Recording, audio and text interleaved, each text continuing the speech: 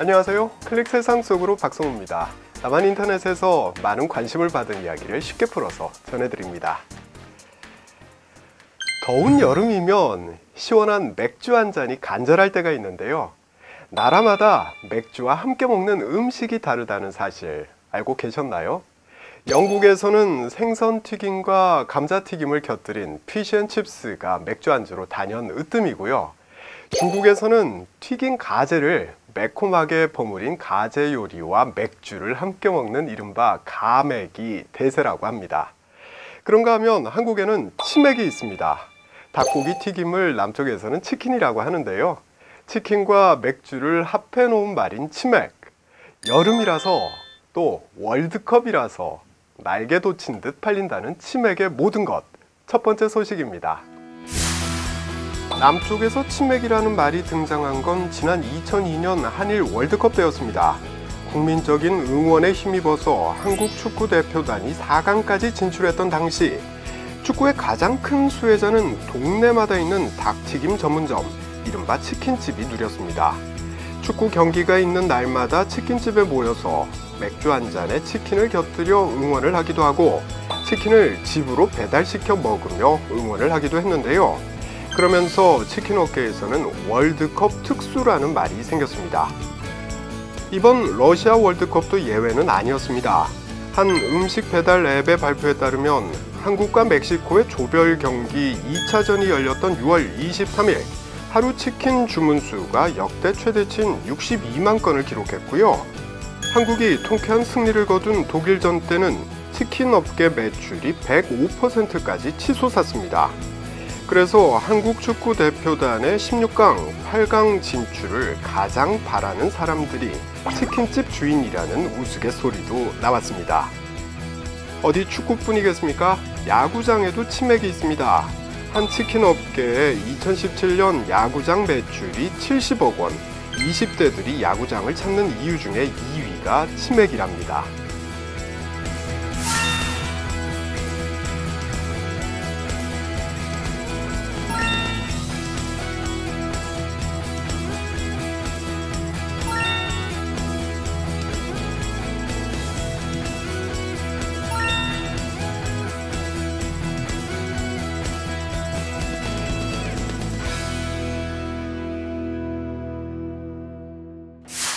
하지만 치맥은 운동 경기를 응원할 때만 먹는 음식은 아닙니다. 퇴근을 해서 비가 와서 눈이 와서 또 기분이 좋거나 나빠서 언제든 찾는 게 치맥입니다. 오죽하면 치킨을 신에 비유한 치느님이라는 신조어까지 나왔을까 싶은데요. 치느님의 계시를 받아서 치킨을 영접했다. 치킨이 먹고 싶어서 시켜 먹었다는 말을 이렇게 표현합니다. 그렇다면 남한 사람들 치킨을 얼마나 먹을까요?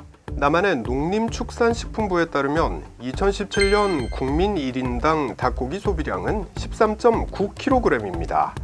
치킨용 닭이 평균 900g 내외인 것을 고려하면 1인당 평균 15마리를 먹은 셈입니다. 한 달에 한 마리를 좀 넘게 먹었다는 계산이 나오는데요. 진짜 많이들 먹습니다. 이런 치맥의 인기에는 한국식 조리법이 한몫 단단히 했습니다. 조각낸 닭고기에 튀김가루나 밀가루 같은 튀김 옷을 입혀서 튀긴 한국식 프라이드 치킨은 1970년대 처음 선을 보였습니다. 40년이 넘는 시간을 거치면서 프라이드 치킨에 달콤하거나 짭조름한 맛 또는 매운맛에 양념을 더한 다양한 치킨들이 쏟아져 나왔고요. 쌉싸름한 맥주와 어울려서 많은 사랑을 받게 된 겁니다. 이렇게 종류가 많고 다양하다 보니 2017년에는 처음으로 치킨의 맛을 감별하는 치믈리에 선발 대회도 열렸는데요. 다양한 업체에서 생산되는 치킨 요리를 냄새와 맛으로 알아맞히는 엄격한 시험을 거쳐서 119명이 치믈리에로 선발됐습니다.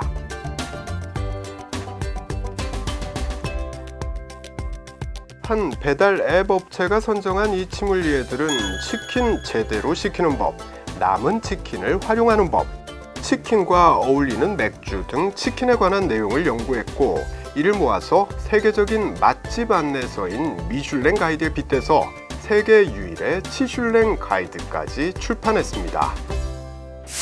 한 주를 마무리하는 금요일 밤, 동료나 친구, 가족들과 치킨에 맥주 한잔하는 즐거움. 소소하지만 우리 인생을 풍요롭게 해주는 작은 행복이 틀림없습니다. 음식 하나로 행복해지거나 위로받을 때가 있죠. 그런 음식을 보통 소울푸드라고 하는데요. 그런 의미에서 치맥, 진정한 남한 사람들의 소울푸드가 아닐까 생각됩니다.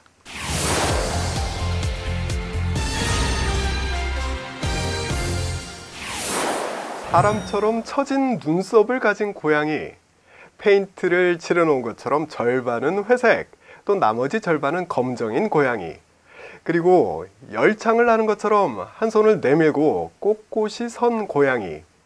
이 고양이들의 공통점은 사회관계망 서비스에서 20만 명 이상의 친구를 거느린 이른바 공훈배우급 고양이들이라는 겁니다. 특이하고 귀여워서 일 삼아서 고양이 사진을 찾아보는 사람들이 생각보다 많은데요. 그러나 이렇게 사람들의 사랑을 받는 고양이도 있지만 반대로 길거리에 내몰려서 떠돌아다니며 사는 길고양이들도 많습니다. 남한 전국의 길고양이 수만 100만 마리에 이른다고 하는데요. 점점 늘어나는 길고양이, 이제 하나의 사회 문제가 되고 있습니다. 남한의 농림축산검역본부에 따르면 집에서 기르는 고양이는 2012년 115만 9천여 마리에서 2015년 189만 8천여 마리로 약 64% 증가했다고 하는데요. 기르는 고양이 수가 늘어나는 만큼 버려지는 고양이도 늘었습니다. 연도별 유기 고양이 수를 살펴보면 2013년 3만 4천여 마리, 2014년 2만여 마리, 2015년 2만 천여 마리로 매년 2, 3만 마리가 버려진 겁니다. 게다가 길고양이들이 1년에 3, 4회 평균 3마리에서 5마리를 자연 번식하면서 길에서 사는 고양이의 숫자가 100만 마리에 이르게 된 겁니다. 이렇게 길고양이가 늘어나면서 다양한 문제들이 발생하고 있는데요. 암컷 고양이들은 짝짓기철이 되면 평소보다 20배 이상 크게 울음소리를 내고요. 고양이 울음소리 때문에 밤잠을 설쳤다는 민원이 끊이질 않습니다. 전염병의 온상이라는 인식도 만연합니다. 또 먹이를 찾아 쓰레기 봉투를 찢어 놓는 경우도 많아서 주민들의 원성을 사는 일도 잦습니다. 천적이 없어서 기하급수적으로 늘어나는 길고양이로 인해서 일부 아파트 같은 공동 주거 공간에서는 고양이에게 먹이를 주지 마세요, 이런 안내문이 걸리기도 했습니다. 굶는 길고양이를 위해서 자비를 털어서 먹이를 주는 사람들과 고양이를 반기지 않는 주민들 간의 갈등이 표출된 건데요. 인터넷상에서도 이를 두고 찬반 토론이 벌어지기도 합니다.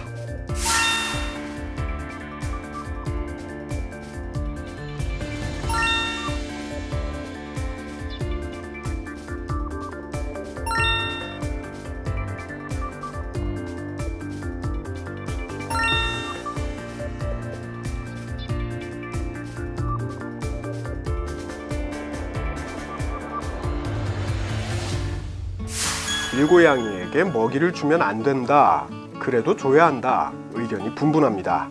하지만 서울시를 비롯한 각 지방자치단체들은 고양이 급식소를 마련하고 길고양이들에게 먹이를 주고 있습니다. 단순히 먹이만 주는 게 아니라 밥 먹으러 오는 길고양이를 포획해서 중성화 수술을 한 뒤에 다시 놓아주는데요. 이렇게 해서 길고양이의 개체수가 더 이상 늘어나지 않도록 조정하겠다는 겁니다. 하지만 급식소 운영이나 중성화 수술이 근본적인 대책이 될 수 없다는 지적이 꾸준히 제기되고 있습니다. 급식소는 길고양이의 수적인 증가를 불러올 수 있고요. 또 중성화 시술 비용도 만만치가 않기 때문입니다. 일각에서는 사람도 살기 힘든데 무슨 동물한테까지 돈을 쓰느냐, 이런 의견도 적지 않습니다. 하지만 동물을 대하는 태도는 그 사회의 성숙도를 알 수 있는 척도다, 이런 말이 있죠. 길고양이가 기하급수적으로 늘어난 데에는 인간들의 책임도 적지 않은 만큼 남한 사람들은 함께 공생하는 방법을 고민하고 있습니다. 지금까지 박성호였습니다. 다음 시간에 다시 뵙겠습니다.